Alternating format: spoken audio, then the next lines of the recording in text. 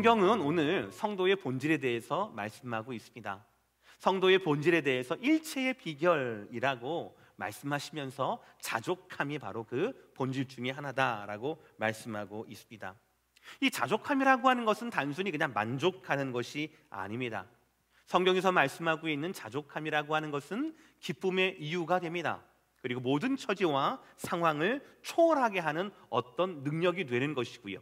그리고 무엇보다 성령 안에서 앞으로 내가 무엇이든지 할 수 있겠다라고 하는 능력의 원인이 바로 일체의 비결 혹은 자족함이라고 이야기를 합니다. 오늘 빌립보서 말씀을 대필한 기록한 사도 바울은 예수님, 즉 복음에서 이 자족함을 배웠다라고 얘기합니다. 그리고 빌립보 교인들은 바로 바울에서 이 자족함의 원리, 일체의 비결을 배웠다라고 이야기합니다. 저는 이런 이 자족함의 원리가 예수님에게서 바울로, 바울에게서 빌립보 교인으로 이렇게 가는 이 선순환들이 오늘 마더스데이에 마음은 정말 같이 있고 싶어하는 여러분들의 가정 가운데, 여러분의 자녀 가운데, 여러분의 자녀의 자녀인 손주 가운데 이런 행복의 선순환, 믿음의 선순환, 일체의 비결을 배우고 전해줄 수 있는 그런 선순환이 여러분의 가정 가운데 이루어지게 되는 오늘 마더스데이가 되기를 주의 이름으로 축복합니다. 바로 이것이 서로가 서로에게 줄 수 있는 최고의 선물이고, 이 일체의 비결이 바로 하나님께서 여러분의 가정과 가문 가운데 원하시는 최고의 본질이라고 저는 그렇게 생각을 합니다. 오늘 말씀은 세 가지를 보려고 합니다. 첫 번째, 짚고 넘어갈 것이 있습니다. 첫 번째는 자족과 만족은 다르다라는 거예요. 먼저 우리가 구별할 것이 있습니다. 이 자족함에 대해서 먼저 이야기를 할 때 구별할 것은 비슷한 단어예요. 자족과 만족이에요. 자족과 만족은 다릅니다. 먼저 한자로 되어 있는데 자족은요, 내 스스로 족하다라는 거예요. 그리고 만족은 가득 채워서 족하다라는 거예요. 모두가 만족한다, 모두가 충만하게 여긴다라는 그런 뜻이 있지만 좀 기준이 다른 거예요. 오늘 말씀을 보세요. 11절 말씀 다 함께 읽겠습니다. 4장 11절 시작. 내가 궁핍함으로 말하는 것이 아니니라. 어떠한 형편이든지 나는 자족하기를 배웠노니 라고 되어 있어요. 여러분, 먼저 만족의 기준은 뭡니까? 가득 차는 거예요. 내 안에 내 감정과 내 필요 혹은 내 욕심이 가득 차는 거예요. 그래야 만족이 되는 겁니다. 그러나 문제는 뭡니까? 우리의 욕심에는 끝이 없다라는 거예요. 이래서 세상에서는 만족이 없는 거예요. 전도서 5장 10절의 말씀 다 함께 읽어보겠습니다. 다 함께 전도서 5장 10절 시작. 은을 사랑하는 자는 은으로 만족하지 못하고 풍요를 사랑하는 자는 소득으로 만족하지 아니하나니 이것도 헛되도다. 전도자는 이것도 헛되도다 라고 얘기했어요. 만족이 없다라는 거죠. 은을 가진 사람은 은으로 만족하지 못합니다. 금을 찾아 헤매는 거예요. 어느 정도 풍요로운 사람은 그것으로 말미암아 만족하지 않는다라는 거예요. 만족은 채워지고 가득 차야 끝나는 것인데 세상에서는 채울 수가 없는 거예요. 이게 바로 문제입니다. 그러나 오늘 말씀은 우리에게 가득 채우는 만족을 말하는 게 아니라 스스로 족한 자족을 말씀하고 있습니다. 다시 한번 11절의 말씀 제가 읽겠습니다. 내가 궁핍함으로 말하는 것이 아니니라. 어떠한 형편에든지 나는 자족하기를 배웠노니라고 해요. 성경에서는 자족을 말합니다. 형편이 문제가 아니에요. 형편에 대해서는 어떠한 형편이든지 라고 말씀합니다.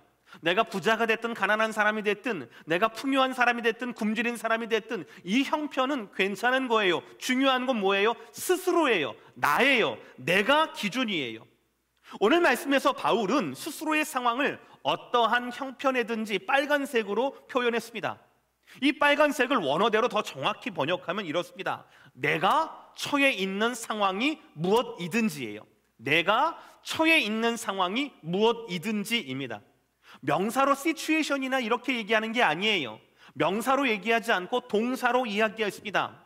항상 변화하면서 내가 처할 수밖에 없는 유동적이고 나한테 불리한 모든 상황을 저렇게 어떠한 형편이든지라고 말하고 있는 거예요. 지금 어떠한 형편이든지라고 하는 것은 지금 우리가 당하고 있는 팬데믹 상황과 비슷합니다. 계속해서 상황이 우리를 불리하게 만들어요. 당장에야 코로나 바이러스라고 하는 그 병균, 이것만 조심하면 되겠지요. 그러나 이러한 상황이 지금 두 달째가 됐는데 벌써 비즈니스 하시는 분들이나 여러분들이 타격이 있지 않습니까? 이러한 상황이 앞으로 몇 주, 몇 달이 될 줄 모르겠습니다. 이렇게 간다라면 바이러스에 대한 의료적인 타격보다도 장기적인 경기 침체로 인한 타격이 더 클 수밖에 없습니다. 게다가 언제까지 그리고 어떻게 이것이 내 삶을 위협할지 모르니까, 예상이 안 되니까 더욱더 두려울 수밖에 없지요. 이렇게 시시각각 변하는 상황이 지금 바울이 말하고 있는 형편, 내가 처해 있는 상황이 무엇이든지라는 그런 말이에요. 자, 그러면 지금 바울이 어떤 상황에 처해 있습니까? 한번 여러분 그림을 보세요. 지금 저 그림은요, 바울과 베드로가 갇혀 있던 툴리아룸이라고 하는 로마 감옥의 그림이에요. 빌립보서를 기록하고 있는 지금 바울이 처해진 상황이 바로 저 지하 감옥이라는 거예요. 보시다시피 저 감옥은 그야말로 지하 감옥이에요. 다음 사진을 보시면은요, 성지순례 할 때 그 감옥 안에서 찍은 거예요. 그러니까는 저 위에 그 천정으로 뚫린 곳 있지 않습니까? 거기 말고는 다 굴이에요, 굴. 어둡고 춥고 더럽습니다. 어둡고 춥고 더러워요. 지금 보이진 않는데요, 저 옆에 벽은요 하수구로 통해 있다라고 해요. 사람이 너무나 빡빡해서 시체가 발생하면은요 그냥 그 시체를 하수구에 던져버린다라는 거예요. 어둡고 춥고 더러워요. 그리고 죽음과 공포가 가득한 곳이 바로 지금 바울이 있는 감옥이었습니다. 그런데 바울은 지금 저 상황에서, 바로 저곳에서 빌립보서의 말씀, 주 안에서 항상 기뻐하라, 내가 다시 말하노니 기뻐하라 라고 선포했다라는 거예요. 그리고 베드로는 순교 전에 바로 저곳에서 찬송을 했다라는 거예요. 여러분들, 자족이 뭡니까? 내가 지금 어떤 상황 가운데 있느냐, 내가 은으로 둘러싸여 있느냐, 내가 금으로 둘러싸여 있느냐, 내가 지금 어떤 처지와 내가 어떤 상황 가운데 있느냐가 문제가 아니라 내 안에 무엇이 있느냐가 바로 중요한 거라는 거예요. 그게 바로 자족이에요. 내 안에 무엇이 있느냐가 중요한 겁니다. 이런 면에서 만족과 자족은 다릅니다. 이걸 먼저 알아야 돼요. 여러분, 만족처럼 뭔가 채우는 것에만 집중하지 마세요. 우리는 만족이 아니에요. 하나님께서 우리 가운데 말씀하시고 있는 것은 만족이 아니라 자족이에요. 내 안에 뭐가 자리 잡고 있는가, 그것을 안다라면 우리는 오늘 바울처럼 저렇게 어둡고 춥고 더러운 곳에서, 죽음이 가까운 곳에서, 그 공포가 가득한 곳에서도 우리는 빌립보서의 말씀, 기뻐하라 기뻐하라 기뻐하라 말씀을 선포할 수 있으며 베드로처럼 찬송할 수 있다라는 거예요. 성경은 그것을 일체의 비결이라고 말씀한다라는 거예요. 오늘 두 번째 말씀은 이겁니다. 우리는 이 일체의 비결, 이것을 배워야 한다라는 거예요. 성경은 이 일체의 비결, 자족함에 대해서 이렇게 말씀하고 있어요. 이것은 먼저 배워야 한다라는 겁니다. 우리 다 함께 한 목소리로 11절, 12절을 읽으시는데요, 여러분들 빨간 글씨는 더욱더 크게 읽으시길 바랍니다. 다 함께 시작. 내가 궁핍함으로 말하는 것이 아니니라. 어떠한 형편에든지 나는 자족하기를 배웠노니 나는 비천에 처할 줄도 알고 풍부에 처할 줄도 알아. 모든 일 곧 배부름과 배고픔과 풍부와 궁핍에도 처할 줄 아는 일체의 비결을 배웠노라. 아멘. 성경에서는 자족은 먼저 뭐라고 합니까? 배워야 한다라는 거예요. 단순히 욕심을 그치고 포기하는 것이 아닙니다. 자족은요, 성경의 자족은 배워야 하는 거예요. 그러니까 가르침의 대상이 있는 겁니다. 인생의 말미에서 이쯤 되면 만족할 만한 인생이지, 자족할 만한 인생이지, 내 욕심은 여기까지야라고 말하는 게 아니에요. 그런 거는요, 아직까지 본질이 바뀌지 않은 거예요. 내 욕심이, 내 능력이 내 욕심을 따라가지 못하는 거 아니겠습니까? 내 중심에는 아직도 만족이 있어요. 내 중심을 아직도 채우고 싶어하는 뭔가 욕망이 있어요. 그런데 능력이 안 되니까, 시간이 안 되니까 그냥 여기면 되겠지 뭐, 그런 거잖아요.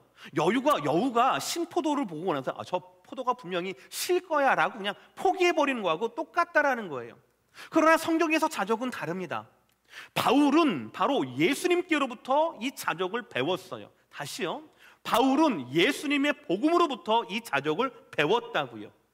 복음이 바로 자족의 교사였고 교과서였다라는 겁니다. 3장 10절의 말씀 제가 있습니다. 내가 그리스도와 그 부활의 권능과 그 고난에 참여함을 알고자 하여. 지금 바울이 무엇을 배우려고 하고 있습니까? 무엇을 알고자 하고 있습니까? 그리스도와 그리스도의 부활 그 고난에 내가 참여함을 알고자 하였다라는, 즉 예수님과 예수님의 이 복음이 바울에게 있어서는 일체의 비결을 배우는 교과서였고 스승이었다라는 거예요. 그래서 그의 삶은 이렇게 얘기할 수 있어요. 12절의 말씀, 내가 이미 얻었다 함도 아니요 온전히 이루었담도 아니라 오직 내가 그리스도 예수께 잡힌 바 된 그것을 잡으려고 달려가노라 라고 얘기합니다. 즉 바울의 인생은 바로 이 일체의 비결을 배우려고 하는 몸부림이었다라는 거예요. 사랑하는 성도 여러분, 우리도 배워야 합니다. 자족은요, 철학이 말하는 것처럼, 윤리가 말하는 것처럼 만족하고 그냥 스스로 포기하는 게 아니에요. 이만하면 됐지 뭐 라고 멈추는 게 아닙니다. 포기하는 게 아닙니다. 기준이 내 능력, 내 의지가 아니에요. 나를 향하신 예수님의 복음의 기준이 있어요. 우리는 그 복음에서 배워야 합니다. 내가 당한 상황보다 처해진 형편을 뛰어넘는 일체의 비결은 바울이 예수님의 복음에서 배웠던 것처럼 우리도 그 복음 안에 답이 있다는 걸 믿는 거예요. 그래서 바울의 고백 12절의 고백처럼 이렇게 고백하는 겁니다. 12절 시작. 나는 비천에 처할 줄도 알고 풍부에 처할 줄도 알아. 모든 일 곧 배부름과 배고픔과 풍부와 궁핍에도 처할 줄 아는 일체의 비결을 배웠노라. 아멘. 아멘입니다. 보통의 사람들은 비천에서 벗어나 풍부를 향해 나아갑니다. 대부분의 사람들은 배부름을 위해서 배고픔을 잊으려고 합니다. 궁핍을 창피해해요. 풍부를 자랑스러워합니다. 이것이 현실이에요. 이것이 세상입니다. 이것이 우리에게 익숙한 세상의 코드예요. 우리는 대부분 이것을 위해서 더 열심히 공부했습니다. 우리는 비천을 만들기 싫어요. 풍부를 만들고 싶어 합니다. 우리는 저 상황을 만들고 싶어요. 그러나 바울은 그렇게 말하고 있지 않아요. 비천에 처한다, 풍부에 처한다. 수동태를 말해요. 수동태. 내가 중심이에요. 비천이 나에게 오는 겁니다. 풍부가 나에게 오는 거예요. 그래도 상관없다라는 그런 말이에요. 그에게 물질은, 비천이나 풍부는 주어가 아닙니다. 왜냐하면 배고픔이나 배로비나 모든 것을 초월하는 일체의 비결을 배웠기 때문이에요. 예수님과 예수님의 고난과 그 부활에서 그것을 배웠기 때문에 그렇다라는 거예요. 사랑하는 성도 여러분, 우리도 바울이 예수님께 배웠던 이 일체의 비결을 배우기를 소원합니다. 왜냐하면 지금 이 시대가 바로 이 일체의 비결이 필요한 세대이기 때문에 그렇습니다. 경기가 안 좋은 것도 문제이지만 그로 말미암아 파생하는 것도 더 큰 문제가 될 겁니다. 특히 저와 여러분 우리 모두의 기도가 필요한 부분이 있습니다. 저는 목사로서 이 부분이 특별히 염려가 많이 돼요. 기도하고 있어요. 바로 뭐냐면 정서적이고 영적인 문제입니다. 팬데믹 상황이 지난다 하더라도 우리는 사람 대 사람으로 접촉하는 것을 꺼려 할 것입니다.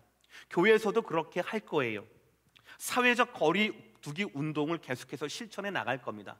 한국에서는 사회적 거리두기 운동을 생활적 거리두기 운동으로 변환한다라고 얘기하는데 말만 바꿨지 똑같은 것 같아요.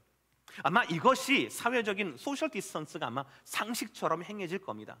제가 좀 걱정이 되는 것은 소셜 디스턴스가 소셜 포비아로 될까 봐 그것이 저는 걱정이 돼요.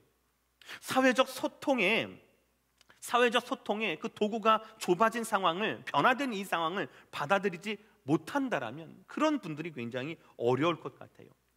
여러분, 우리가 가까이 다가가지 않으면요 그 사람을 더 잘 알 방법이 없어요. 표현하지 않은 이상. 더 잘 가까이 가야, 안으로 가야, 더 가까이 가야 그분의 표정이 보일 거 아닙니까? 그분의 눈빛을 볼 수 있지 않겠습니까? 근데 그것이 안 되는 거예요, 이제는.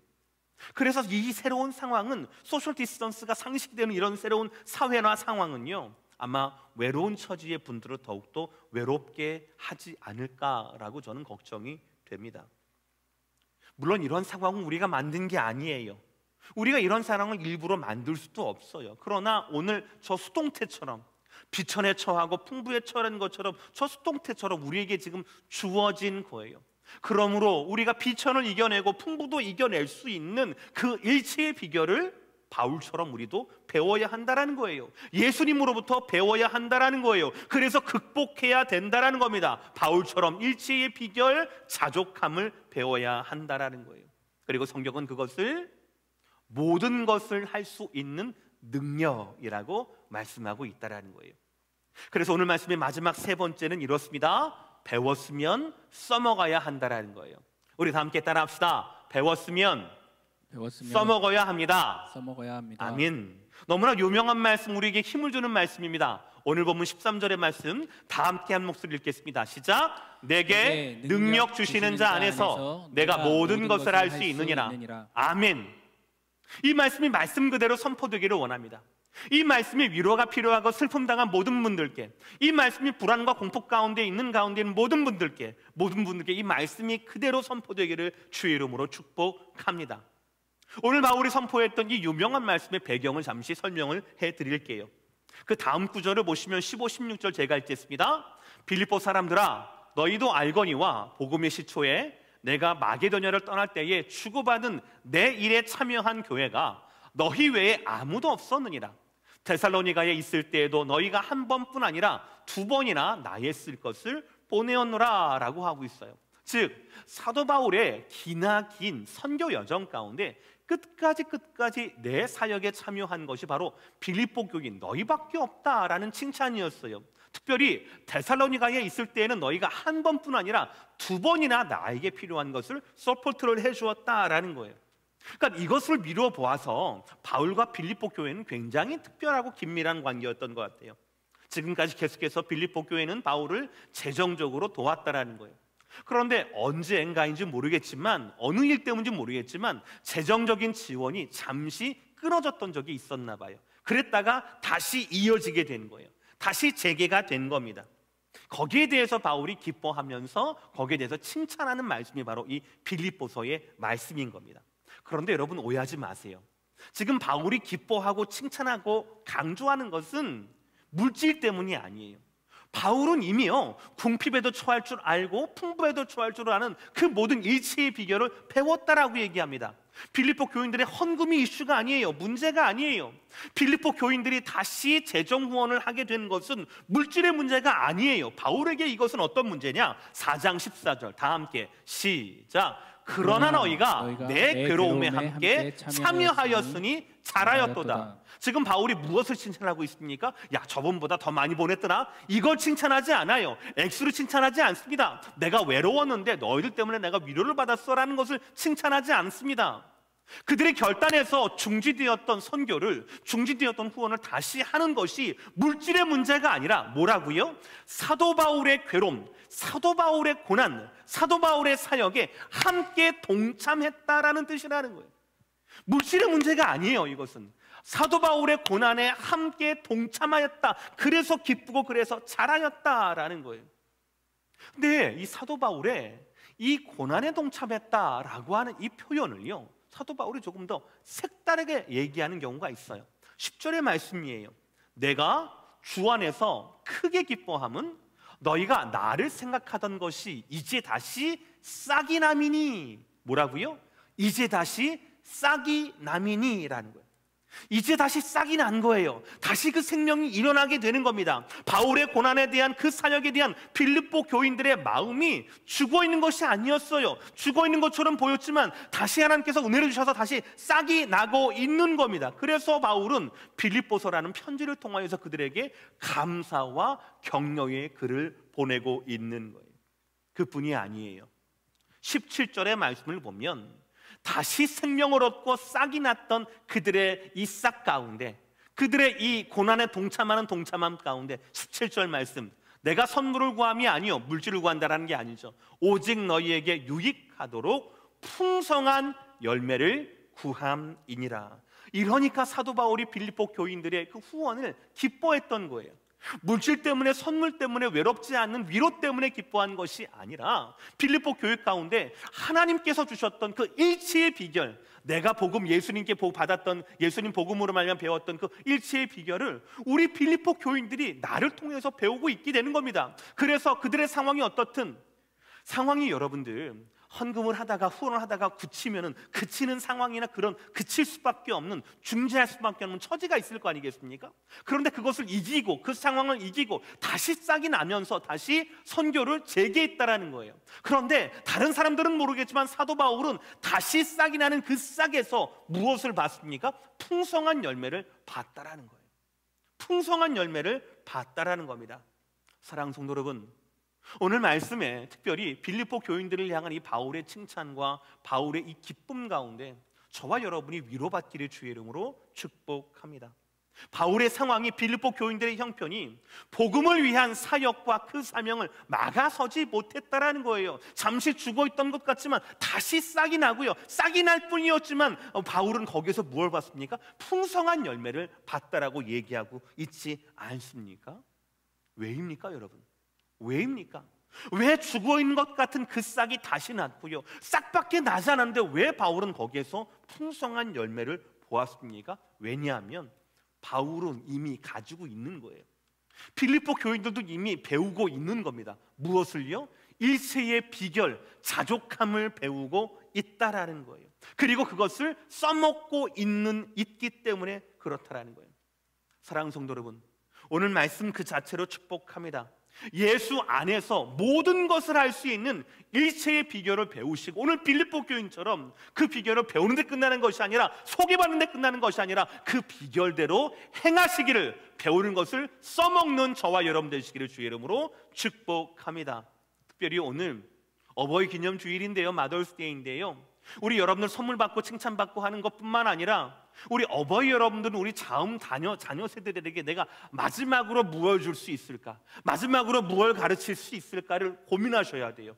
그리고 저는 도전합니다. 여러분들이 가지고 계셨던 이 일체의 비결, 삶의 모든 난관을 이겼던 이 일체의 비결을 우리 다음 세대에, 저와 같은 자녀 세대에 물려주시게 되기를 축원하고 도전합니다. 저 같은 젊은 세대들에게는요, 이 팬데믹 상황 같은 상황이 어려움이 처음이에요. 우리 어르신들이야, 1세대 어르신들이야 길게는 일제 치하부터 한국 전쟁을 거치시고요, 근대화를 거치시고요, 1970년대 80년대 그렇게 어려웠던 이민 1세대의 도전 가운데 내성이 생긴 분들이잖아요. 어려움이 있는데 그 도전이 있는데 그것들을 이겨내면서 그것이 체화된 분들이에요. 어려움이 아무것도 아닙니다. 전쟁까지 겪으셨는데 이 정도 어려움 아무것도 아니라고 되겠죠. 그러나 저를 포함한 자녀 세대, 저를 포함한 2세대는 좀 다릅니다. 감사하지만 항상 빚진 것이 뭡니까? 우리 자녀들은 항상 부모님의 1순위로 살아왔다라는 거예요. 최소한 저는 그랬습니다. 어려움이 있었지요. IMF라든지 이런 어려움이 있었지만 그것이 극심하지는 않았어요.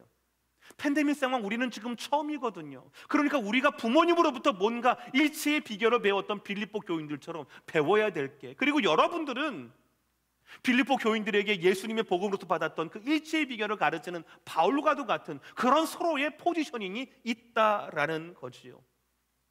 우리 자녀들은 부모에게 배워야 합니다. 그 험한 세월을 이겨냈던 일체의 비결을 배워야 합니다. 그리고 우리의 세대에 그것을 써먹을 줄 알아야 한다라는 거죠.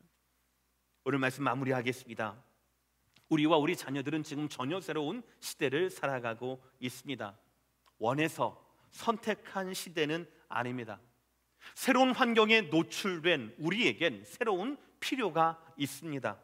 그리고 우리 교회는 그 필요, 일체의 비결을 배우고 가르치는데 최선을 다할 것입니다. 지난주 제가 이 말씀 설교를 준비하는데 눈에 띄는 기사를 읽게 되었습니다. 미국 교회가 팬데믹 상황 이후로 어떤 변화를 갖게 되는가라고 하는 통계가 나온 게 있었어요. 부정적인 기사가 굉장히 많았습니다. 데이터가 많았어요. 그런데 제가 주목하는 것은 긍정적인 기사였어요. 부정적인 것은 인간적인 것 때문에 당연히 그렇게 되는 것이고, 긍정적인 것은 사실 신앙의 이유가 아니면, 하나님이 하신 일이라고 말하지 않으면 해석이 안 되는 건 아니겠습니까? 먼저 놀랍게도 미국 교회 83%가 이제는 구제 사역에 집중하게 되었다는 거예요. 그리고 77%의 사람들이, 전에는 교회 다니지 않았던 사람들이, 새로운 사람들이 온라인 예배에 참석하게 되었다라는 거예요. 그리고 71%의 교회들이 지역사회를 구체적으로 섬기기 시작했다라는 그런 사실입니다. 놀라운 것은요, 많은 성도들 중에서 35% 성도들이 이번 기회를 통하여서 복음을 나눌 기회로 삼고 복음을 열심히 나눴다라는 거예요. 그리고 너무나 감사한 것은 8%의 성도들이 복음을 전한 후 믿겠다라고 하는 긍정적인 결신의 열매를 얻게 되었다라는 거예요. 어찌 보면 지난 10년, 지난 몇십 년 동안 가장 어둡고 가장 소망이 없는, 가장 사망에 가까운 때를 지금 우리가 팬데믹 상황 가운데 지내고 있지 않습니까? 그런데 그 어느 부흥강상도 하지 못하는, 어느 운동도 하지 못했던 그런 일들이 지금 우리도 모르게 일어나고 있다는 사실이에요. 저는 바로 이런 능력이 일체의 비결, 자족함이라고 그렇게 믿습니다. 자족은요, 환경에 대해 만족하는 게 아니에요. 날 뭘 채워가지고 나를 변화시키는 게 아니에요. 내 안에 있는 것이 나를 변화시키는 거고, 내 안에 있는 충만한 복음의 능력이 내 바깥에 있는 상황들을 해석해내는 원리, 영적인 원리가 되는 거죠. 빌립보 교인들이 바울에게 바울이 또 예수님의 복음에서 자족감을 배웠듯이, 그래서 세상에서 죽음과 가장 가까운 어둠의 장소인 감옥에서 바울이 기뻐하라 라고 선포했고, 빌립보 교인들이 그 바울의 고난에 동참하는 심정으로 헌신을 결단했듯이 배운 것을 그대로 써먹는, 그래서 모든 상황과 모든 어려움들을 이겨내는 성도다운 성도의 본질을 오늘 말씀 우리 가운데 말씀하고 있다는 사실입니다. 오늘은 특별한 날이에요. 마더스데이입니다. 풍성한 선물과 음식, 웃음 대신에 서로에 대한 진실된 사랑의 고백이 필요한 날이 바로 오늘입니다. 이날 특별히 오늘 빌립보서 4장에 주시는 이 말씀, 일체의 비결을 배우고 되새기는 시간이 되시기를 바랍니다. 바라기는 우리 어버이 세대들이 자연적으로 어둠과 도전 가운데 체화되었던 그 일체의 비결, 그리고 성경이 말하고 있는 그 일체의 비결을 여러분들이 잘 배우셔서 자녀들에게 잘 가르치시고, 그래서 여러분뿐 아니라 여러분의 신앙이 여러분의 가문의 형통의 재료로 말미암아 그대로 정착화되고 체화가 되고 배움의 터전이 될 수 있는, 예수를 바라보는 바울을 바라보는 빌립보 교인들처럼 하나님으로 말미암아, 복음으로 말미암아 어떠한 어려움도, 어떠한 도전에도 일관된 복음의 가르침, 일체의 비결, 자족함으로 대답할 수 있는 저와 여러분 되시기를 주 예수 그리스도 이름으로 축복합니다. 성령의 능력으로 기름 부으사